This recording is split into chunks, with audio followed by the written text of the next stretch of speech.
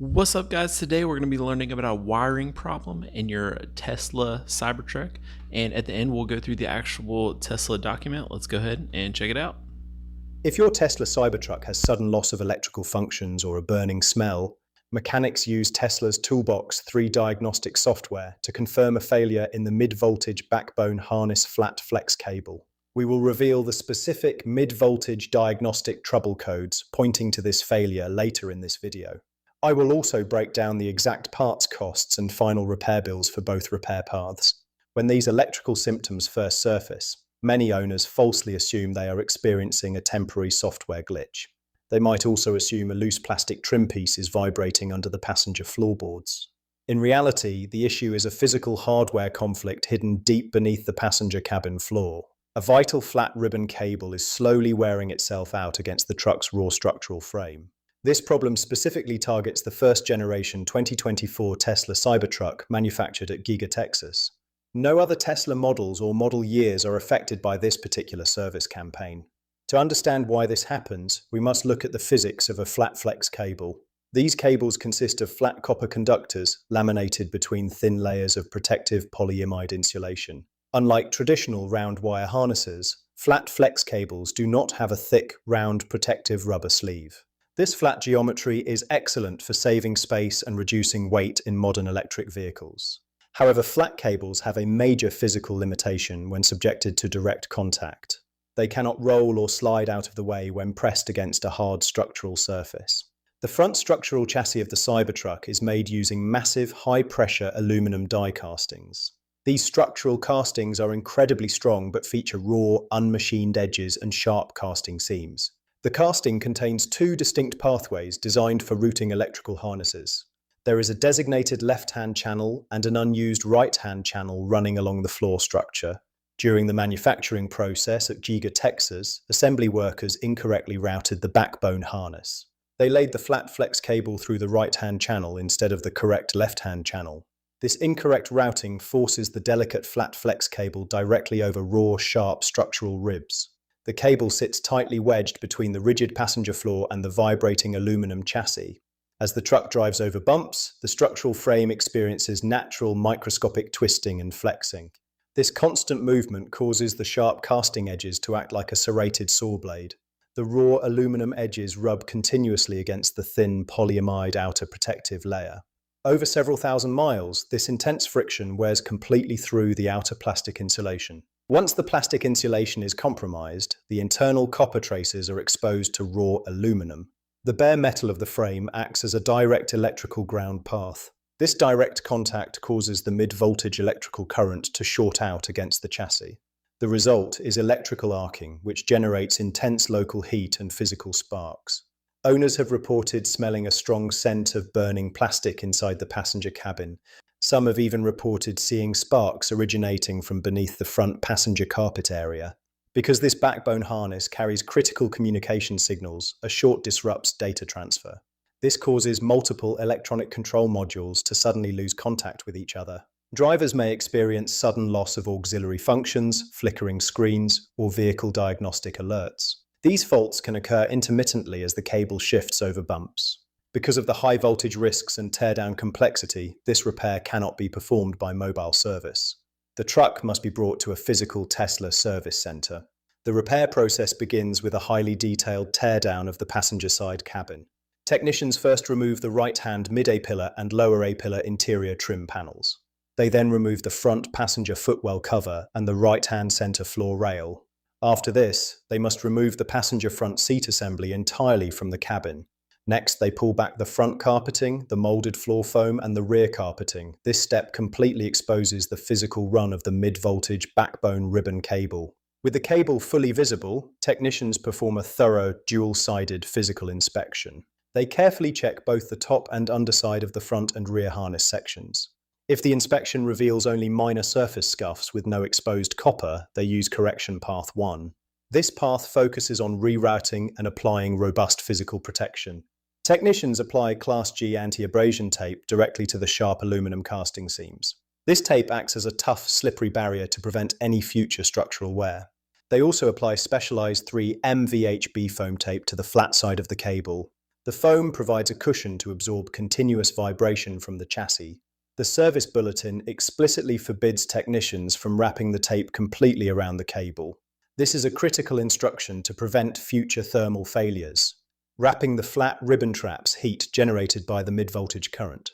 This trapped heat would cook the polyimide laminate, causing the insulation to crack and fail prematurely. After applying the foam, technicians install a new front underbottle backbone bracket. This bracket, part number 204121-00-A, physically locks the cable into the correct pathway.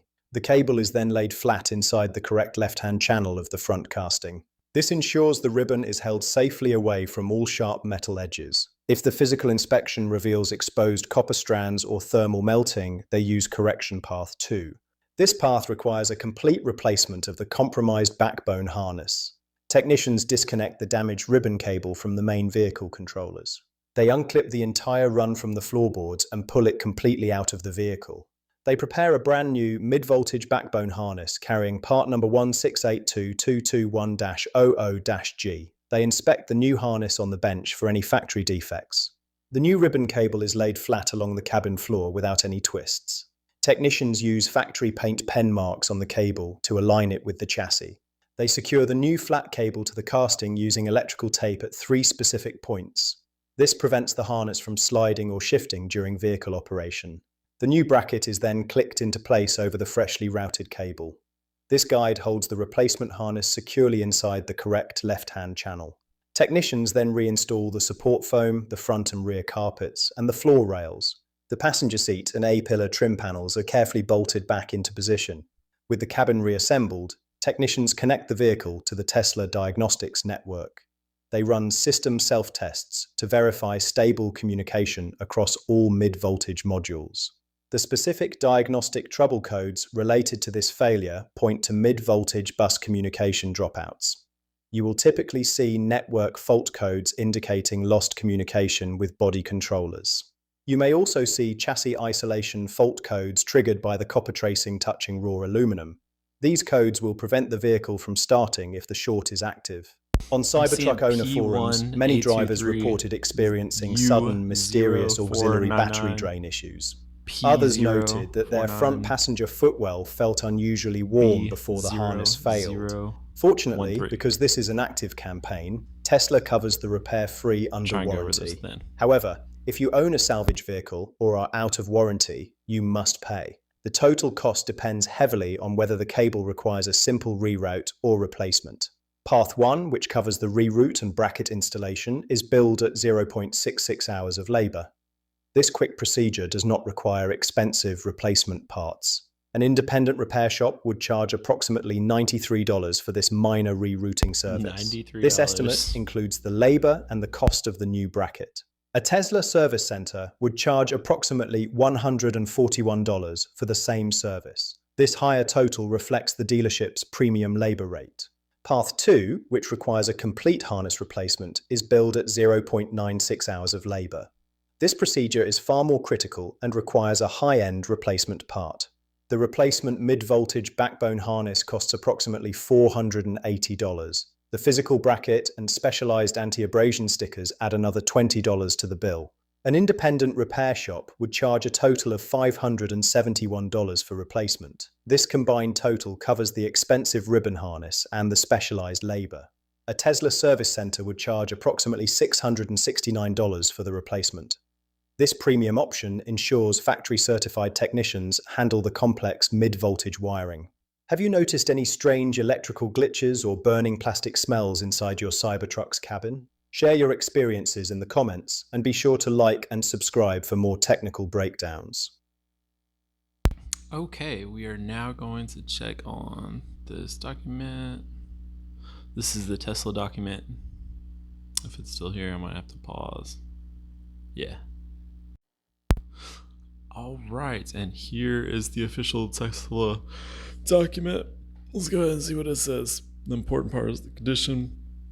On certain Cybertruck vehicles, the AC junction box to fast charge connector HV harness might have a poor crimp connection, which may cause increased resistance and localized heating in the harness. Thanks for telling us the vehicle symptoms, Tesla. You might hear my 3-year-old back there with the kids today. Let's see. Correction is to remove the thing. I'm just going to scroll through this so you guys can read. The labor time is only 0.12 hours. A lot of times they'll charge you like a minimum hour charge, so like $150 or something like that. That was funny in the video. They said 93 and 141. Typically, an independent shop around $100 or 150 or 160 around Tesla, from what I know and understand.